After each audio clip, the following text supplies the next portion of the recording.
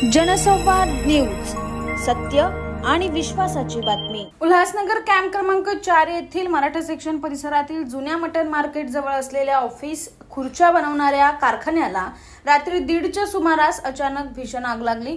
भरवस्तीत आग लागल्याने परिसरात एकच खळबळ उडाली व नागरिकांची चांगलीच धावपळ उडाली। घटनेची माहिती मिळताच उल्हासनगर महापालिकेच्या अग्निशामक दलाच्या 6 गाड्या तातडीने घटनास्थळी दाखल झाल्या। अग्निशामक दलाने चारही बाजूंनी पाण्याचा मारा करत तब्बल 1 तासाच्या अथक प्रयत्नानंतर आग आटोक्यात आणली।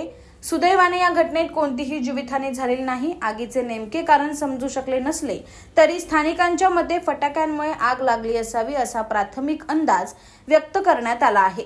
घटनास्थळी पोलीस आणि महापालिका अधिकारी तपास करत आहेत।